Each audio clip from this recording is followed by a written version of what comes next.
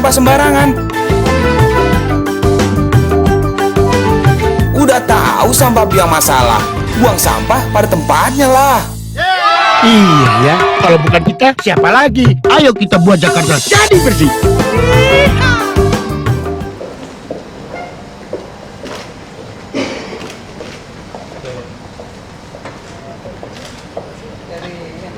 Oh iya.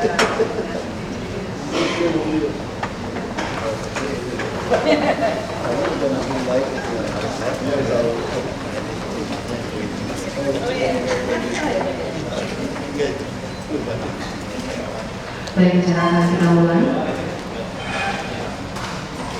Assalamualaikum warahmatullahi wabarakatuh.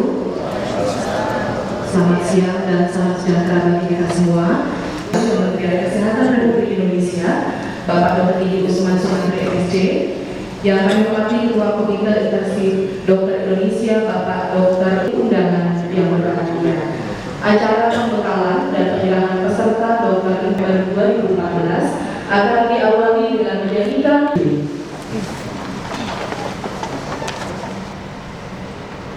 Hiduplah Indonesia Raya.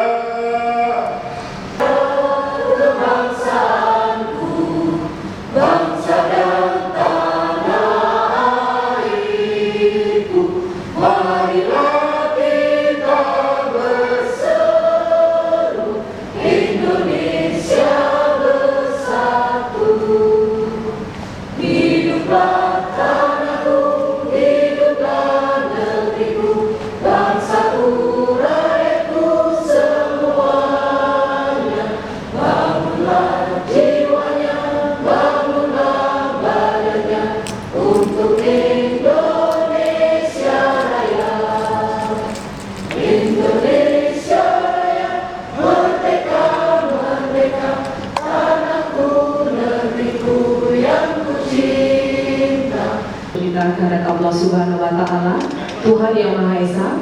Marilah kita berdoa bersama yang akan dipimpin oleh Bapak Mulyani. Kami persilakan. Provinsi DKI Jakarta, untuk itu kepada yang kami hormati Ibu Dian Imamati, kami persilakan.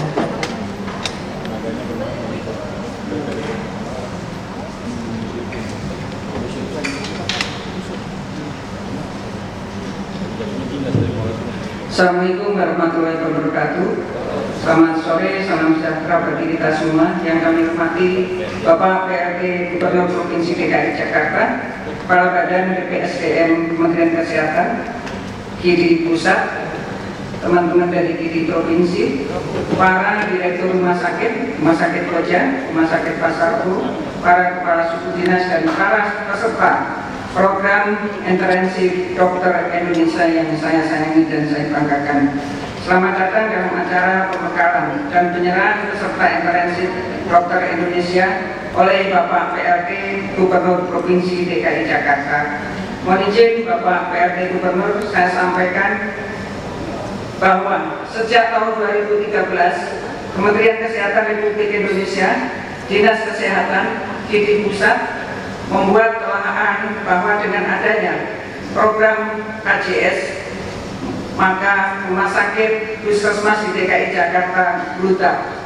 Dengan telahan tersebut, kami mendapatkan rekomendasi dari KIDI Pusat dan Kementerian Kesehatan untuk mendapatkan tambahan tenaga, yaitu dokter intensif, khususnya adalah dokter umum.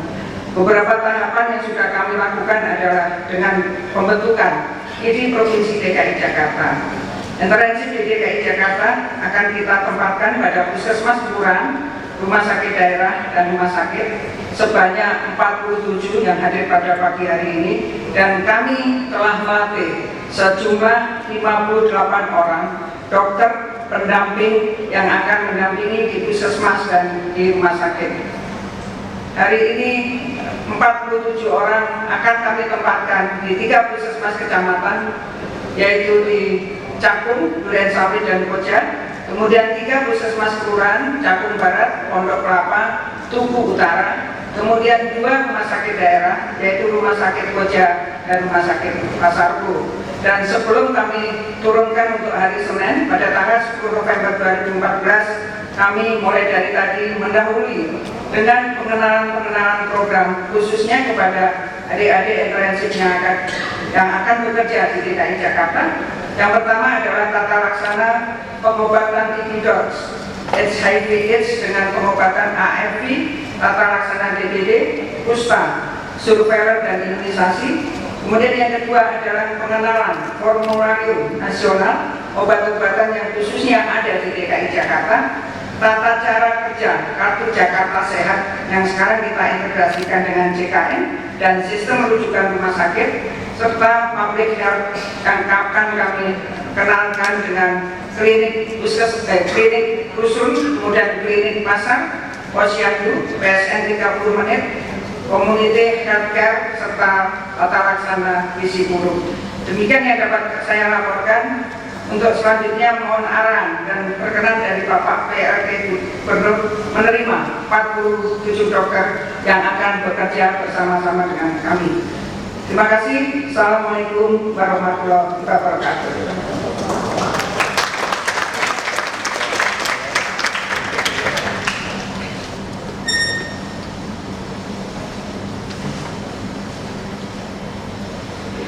Hadirin undangan yang kami hormati, acara selanjutnya sambutan Kepala Badan Pengembangan dan Pemberdayaan Sumber Daya Manusia Kesehatan Kementerian Kesehatan Republik Indonesia kepada yang kami hormati Bapak Dr. Didi Usman Sumantri MSc, kami persilahkan.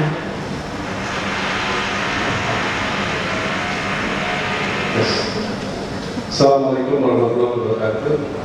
Selamat siang. Salam sejahtera, swastiastu, salam. Yang saya hormati PLT Gubernur DKI, Provinsi DKI yang saya banggakan, saya sendiri beliau. Dan bagi saya ada kekhususan karena saya 2 kali diskusi soal haji, dinasti bisnis, soal JKN, di rasanya sudah tidak asing.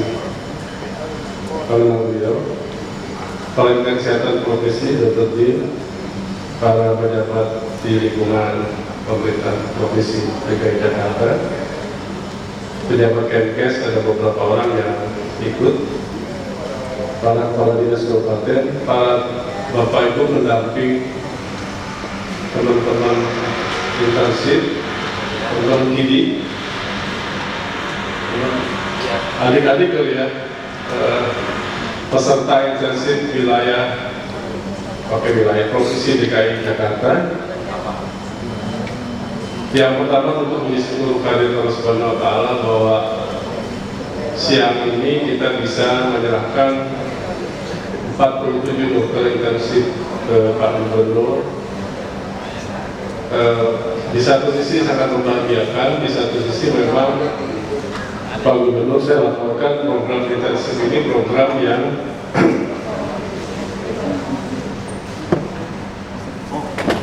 sebagai bentuk dari program di Provinsi DKI yang kami harapkan nanti komitmennya tetap berlanjut, dan tentu program ini dimaksudkan untuk menghasilkan dokter Indonesia yang berkualitas.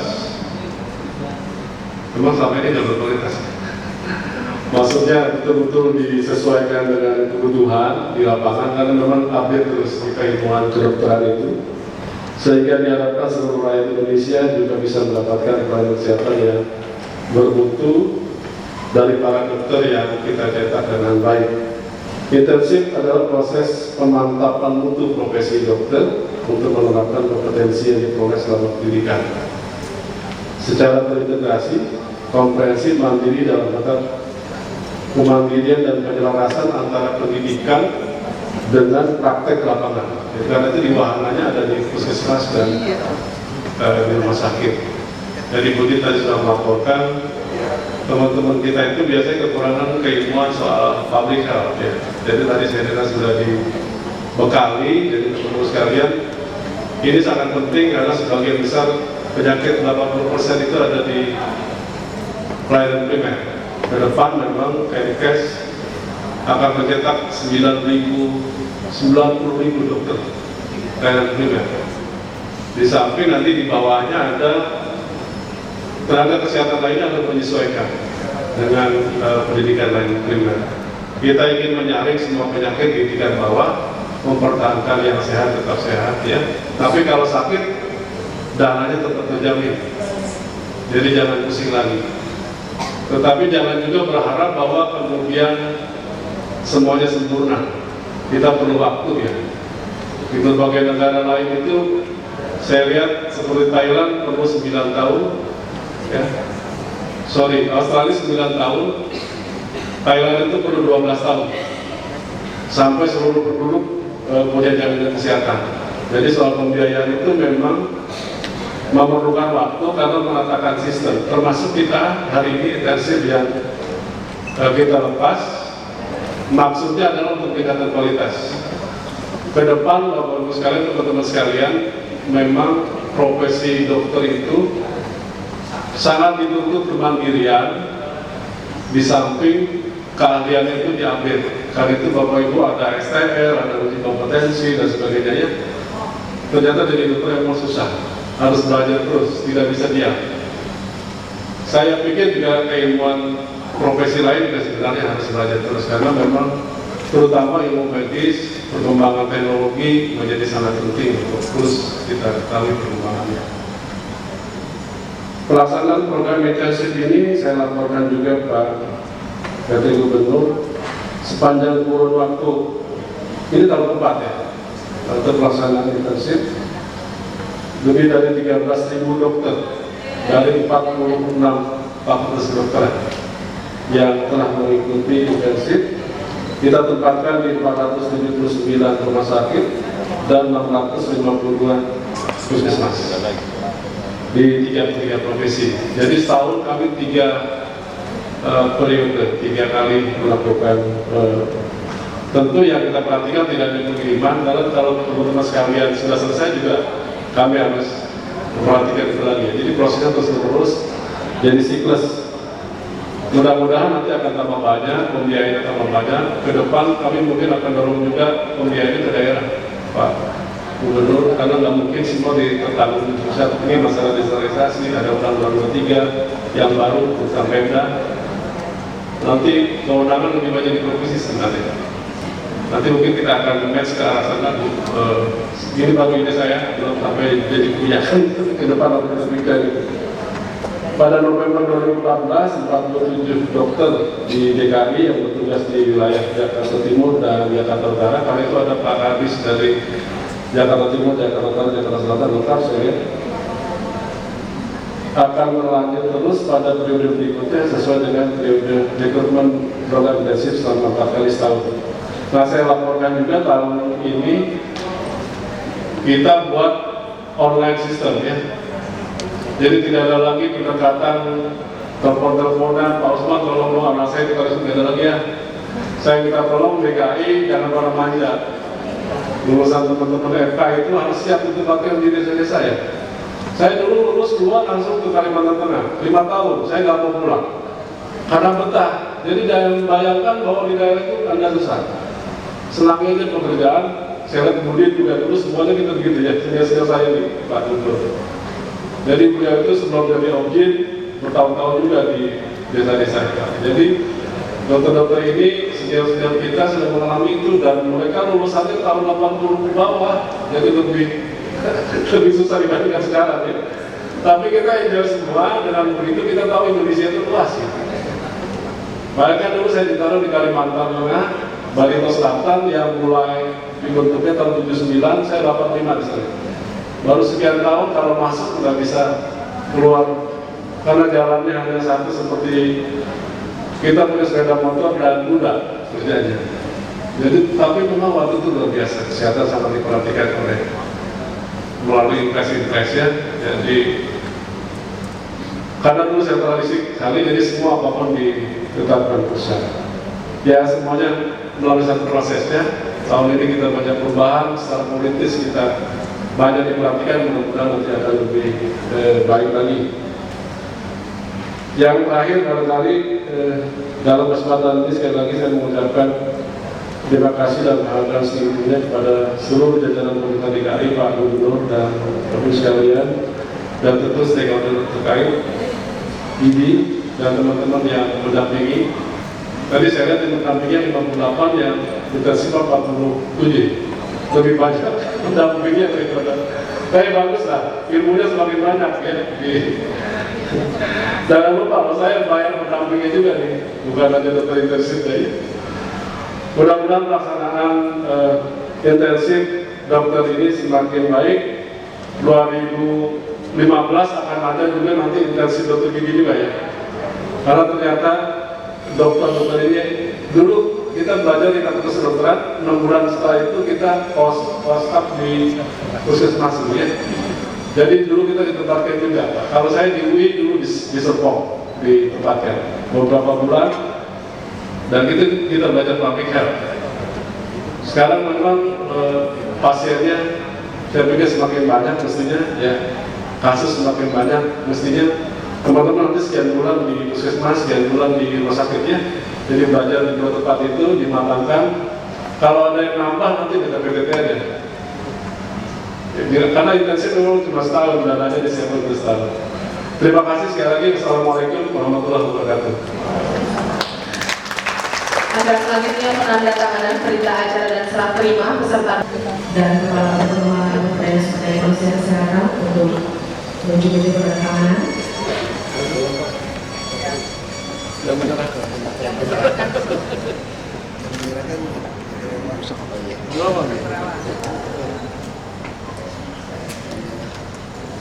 Ini kiri.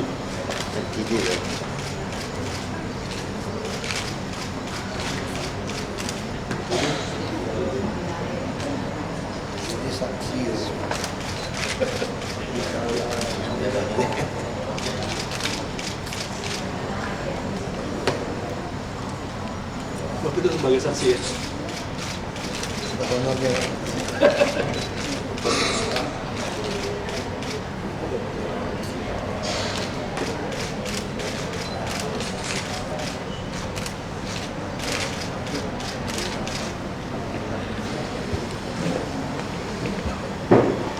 Gini Pak.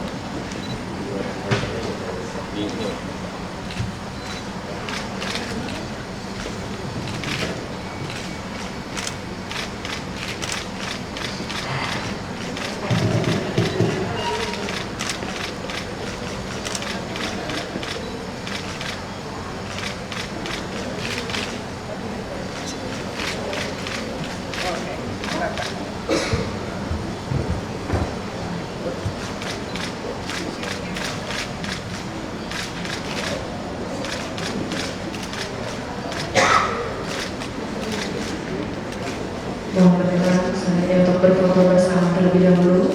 Baik, terima kasih. Kami bersama kembali ke tempat, dan Bapak Ibu hadirin undangan yang kami hormati, selanjutnya didengarkan bersama sambutan pelaksana tugas Gubernur Provinsi DKI Jakarta. Kepada yang terhormat Bapak Basuki Cahayapurnama, kami persilahkan. Yang saya hormati Kepala Badan Pengembangan dan Pemberdayaan Sumber Daya Manusia Kementerian Kesehatan, Bapak Dr. Gigi Usman Sumantri. Yang saya hormati Kepala Dinas Kesehatan DKI Udin serta Sudin Kasudin dan RSUD-nya, Wakil Ketua Komite Intensif, nggak pakai magang Pak ya, pakai intensif dokter Indonesia Pusat, Ketua dan Batik dan timnya Pak ya, para peserta intensif, para pendamping yang hadir undangan, selamat siang, salam sejahtera kita semua.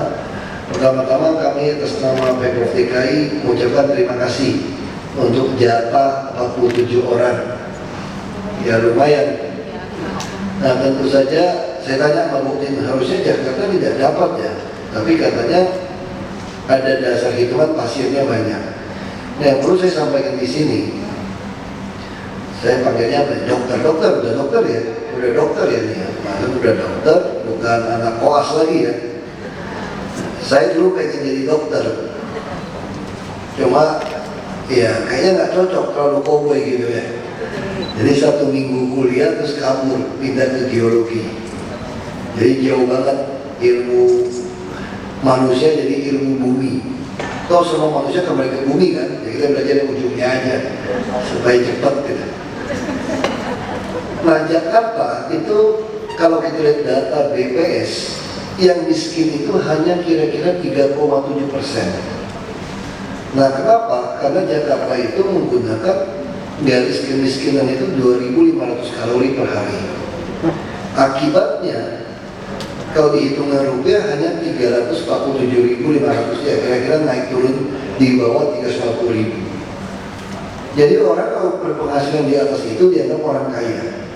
Nah, makanya dulu Asgeskin, SKTM, surat keterangan tidak mampu dibutuhkan, termasuk Jamkesda, itu merancang hanya seperti itu. Padahal yang miskin lebih banyak. Untuk mengatasi itu dibuatlah SKTM, surat keterangan tidak mampu. Untuk tahu dia miskin atau tidak miskin, dokter ada yang iseng, dikasih resep katanya, terus ditungguin. Kalau sampai besok tidak ditebus, ini dokter-dokter RSUD ini paling pinter ini. Kalau tidak ditebus, berarti dia miskin. Dia keburu mati kalau dia punya duit. Begitu lihat besok dia tidak menebus itu obat, berarti dia miskin. Makanya begitu kami masuk ke sini, kami langsung memprediksi hampir di atas 50% itu orang Jakarta itu miskin. Makanya di situ kami membuat kartu Jakarta Sehat untuk kira-kira 4,7 juta orang.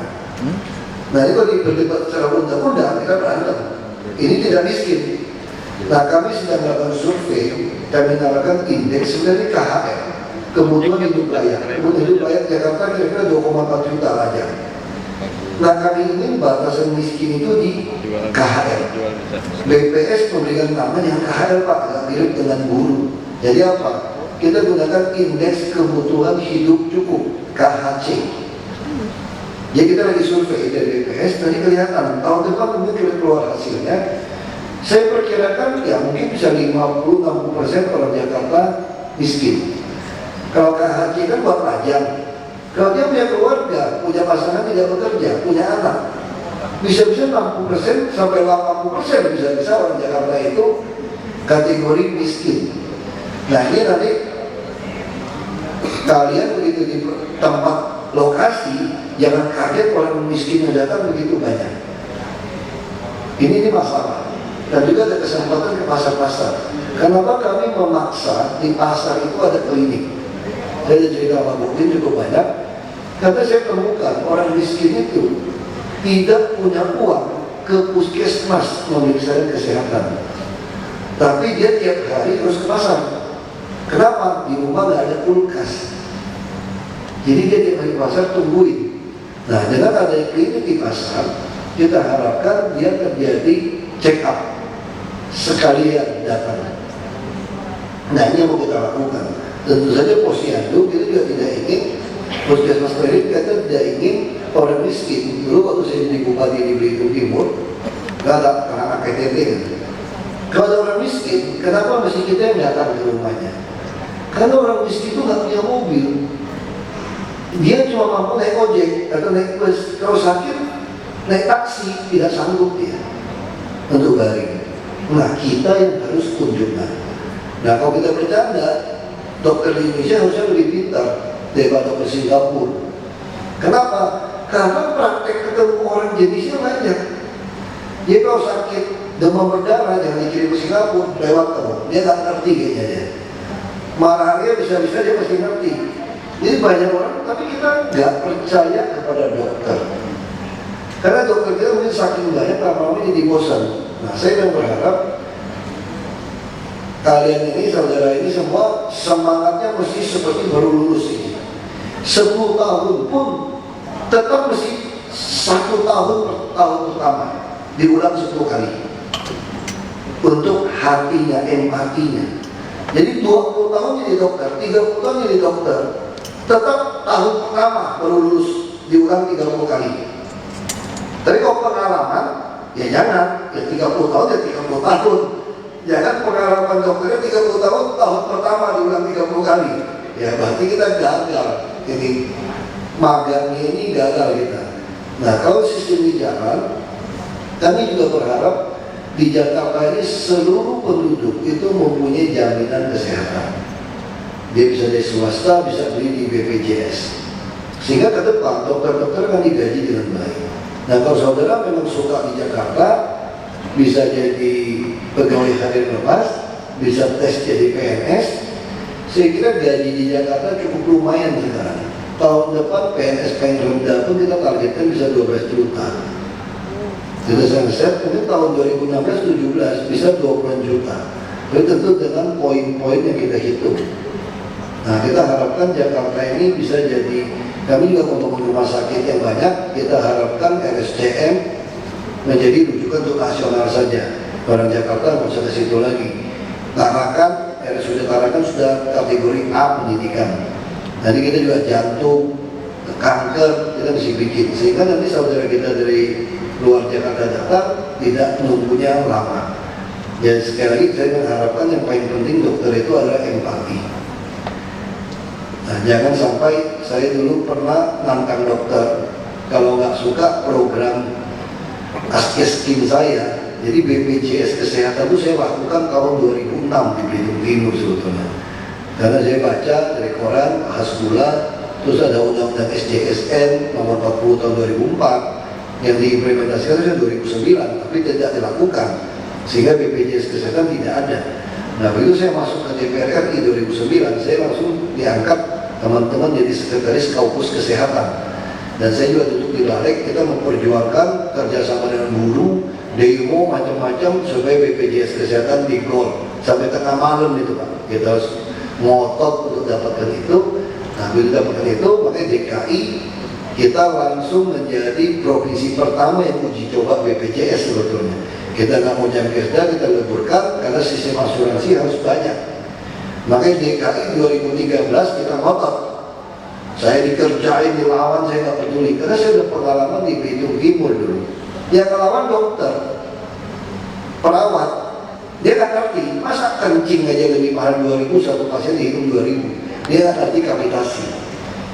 Lalu waktu itu saya tanya dokter, kalau nggak suka keluar saja dari kabupaten, tulis baik-baik rekomendasi Anda. Saya tanda tangan. Tapi setelah kerjasama 6 bulan, waktu saya pecat Anda, saya akan tulis Anda melanggar sumpah jabatan, brengsek, bangsat, saya tulis semua deh. Yang paling jelek, biar kamu keluar. Lalu ngancam, mau pergi. Nah, saya ucapkan satu kalimat kepada mereka. Saya lebih baik mati pulang ke akhirat. Kalau dia ada malaikat beneran, kita cuma percaya saja ada malaikat kan, belum ada yang naik pulang ke dunia kan, belum ada kan. Belum ada kan bapak kakek kita, nenek kita meninggal ke akhirat, balik lagi kasih tahu benar loh ada surga neraka, belum ada tuh. Jadi kita percaya saja. Nah, kalau saya malaikat tanya, kenapa kamu mati? Saya akan bilang, tidak ada dokter. Oke, masuk kamu. Kalau saya simulasi kayak gitu. Jadi kalau saya mengatakan ada dokter, tapi dokter tidak menangani saya karena saya tidak ada uang, dokter akan dipertanggungjawabkan karena sumpah jabatan. Nah, saya memilih lebih baik tidak ada dokter di kabupaten saya daripada warga Belitung Timur waktu itu meninggal karena ada dokter hanya gara-gara sistem dia yang mau tangani.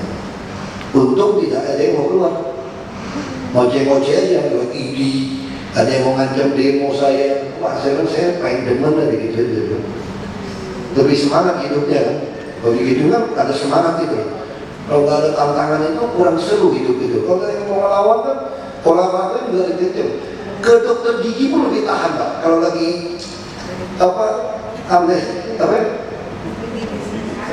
bukan penebalan anestesi ya, anestesinya itu lewat pun aku kita tahan. Kenapa bayi ini berantem ditahan kan? Kalau korek-korek tahan aja, ada bayi ini berantem. Saya punya masalah gigi, jadi udah biasa disiksa saya. Selalu disiksa, kalau gigi udah masalah. Tadi saya juga bicara sama Budit, saya juga temukan waktu di Belitung Jakarta juga sama. Anak-anak sekolah SMP mulai masuk SMA giginya mulai berlubang, kecil sebetulnya lubangnya.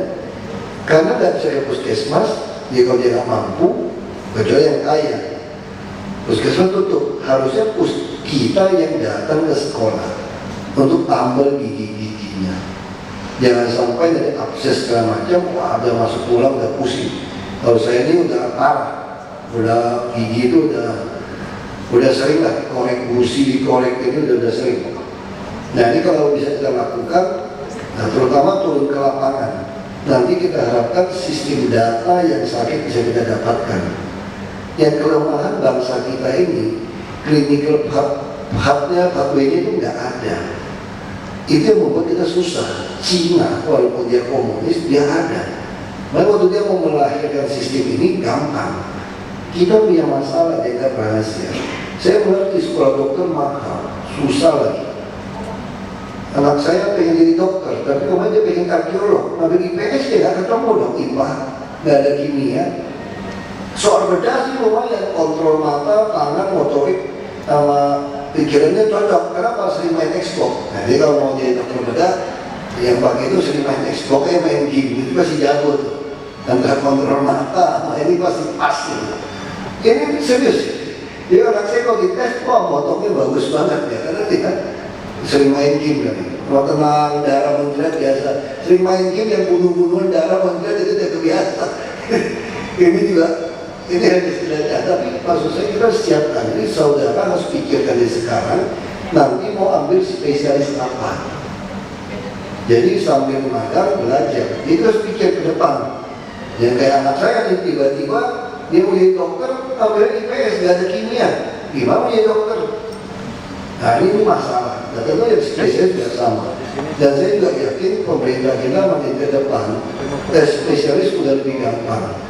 Nggak ada lagi istilah yang agak dipersulit. Kalau zaman saya mau masuk kedokteran itu masih dipersulit. Dan saya juga ambisi lagi, mau UI lagi, kalau nggak UI nggak mau. Makanya nggak dapat, kayak bapak saya kasihan UI nggak dapat, UKI aja deh, kasih K1. Ya udah masukin ke UKI saya, karena UI nggak bisa dapat.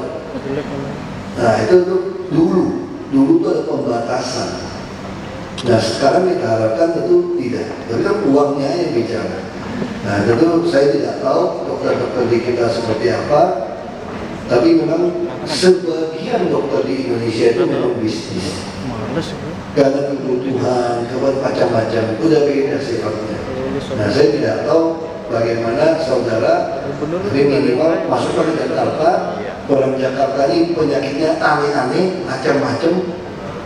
Dia belajar di sini dengan baik, kalau pengen tertarik di PNS, kami terima dengan baik. Tentu kami akan senang. Semakin banyak dokter, rasionya kurang. Jadi kami juga mendorong kalau memang ke daerah juga baik. Baik teman-teman saya itu suka jadi dokter hebat di daerah. Mungkin di Jakarta nggak hebat, karena di daerah nggak ada dokter yang banyak. Mau apapun ketemu dia, nggak bisa bedah pun jadi bedah, nggak bisa lahirin anak pun lahir, ngurusin semua. Nah tentu dia belajar lebih cepat, dia jadi lebih hebat. Dan sekarang jadi dokter-dokter terkenal di daerah. Nah ini yang kita harapkan. Ya kami bisa jadi saudara dapat berkah lah, dapat sesuatu yang berarti di Jakarta. Dan kalau ada apa-apa bisa lapor ke dinas. Kalau mau, ini terakhir, mau jadi mata-mata saya juga oke gitu. Apa yang terjadi di puskesmas, di lapangan, semua orang punya nomor handphone saya, SMS, ada di website saya juga ada handphone saya, itu bisa laporkan. Mau jadi mata-mata juga oke, kami terima mata-mata, internship mata-mata kita terima. Nah kita terima. Kalau yang spy itu kita tidak terima. Orang suka lapor sama saya macam-macam, sampai tas orang apa, merek sepatu itu suka dilaporin. Sampai jam tangan saya jadi ngerti. Siapa yang suka keluar negeri saya jadi ngerti juga. Jadi lama-lama kita ini kayak agen rahasia saja. Tapi menarik juga. Jadi kira itu sekali lagi terima kasih untuk memilih Jakarta. Walaupun tadi disampaikan mungkin setengahnya niatnya memang apa ya, kemana saja aku bersedia gitu ya, sumpahnya ya, asal masih lihat Monas. Itu tadi sumpah jabatan kan, dari tugaskan orang harus kemana saja kan. Ya kita juga sama, saya bersedia kemana saja asal sekitar Monas. Nanti muter-muter kelihatan gitu. Saya kira itu. Lagi terima kasih banyak. Kami sangat terima kasih bisa menerima ini. Terima kasih. Acara kita pada sore hari ini atas perhatian dan kami Bapak Ibu kami ucapkan terima kasih. Bila kami wal hidayah, wassalamualaikum warahmatullahi wabarakatuh.